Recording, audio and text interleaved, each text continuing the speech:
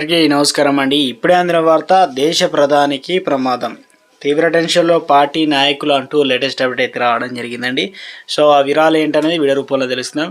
Video పూర్తిగా చూడండి, complete information అయితే అర్థమవుతుందండి. మొదటిసారి ఛానల్ వస్తే తప్పకుండా సబ్స్క్రైబ్ చేసుకొని bell button all notification activate చేసుకోండి. అదేవిధంగా లైక్ చేయడం మర్చిపోతున్నారు, దయచేసి లైక్ చేయండి. లేట్ చేయకుండా వీడియోలకైతే వెళ్ళిపోదామండి. మనం ముంబై ట్రాఫిక్ పోలీస్ కంట్రోల్ రూమ్కు ఓ మహిళ ఫోన్ చేసి ప్రధాని మోదీపై బెదిరింపులకు పాల్పడింది. ఆయనను చంపేందుకు ప్లాన్ చేస్తున్నట్లు కూడా చెప్పింది.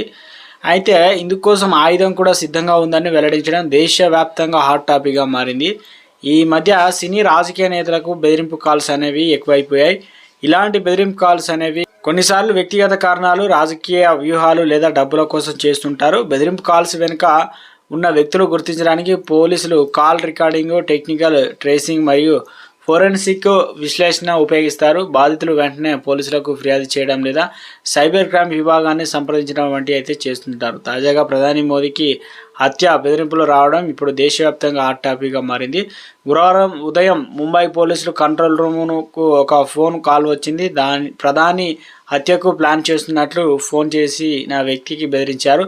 అయితే దీంతో అప్రమత్తమైన పోలీసులు ఫోన్ కాల్ ట్రేస్ చేయగా 34 ఏళ్ల మహిళ ఈ బెదిరింపులకు పాల్పడినట్టు తేలింది. ఈ వరకు కేసు నమోదు చేసుకొని పోలీసులు